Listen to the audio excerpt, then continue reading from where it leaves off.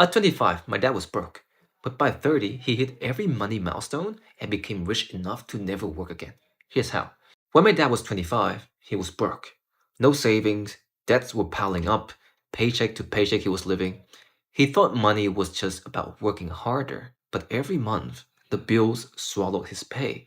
The harder he worked, the more stuck he felt. And here's the real trap.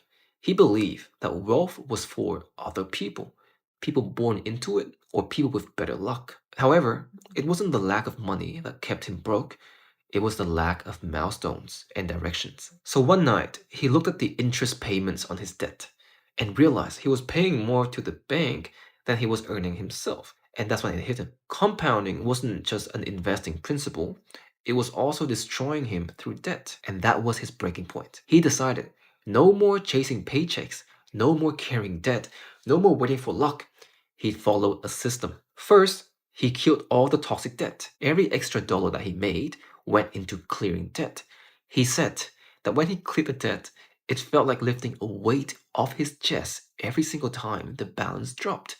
And by 26, this debt was gone.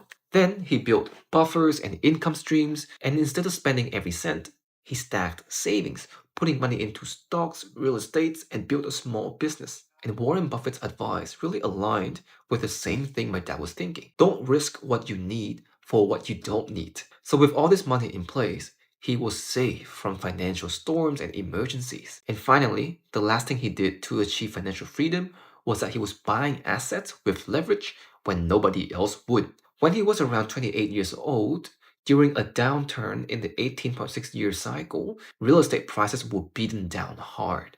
People were scared, but he wasn't following the crowd anymore. He told me, everyone waits for headlines. I wait for value. So by the time the cycle turned up again, those assets had multiplied his wealth 10, 20 times. He didn't get rich by timing luck.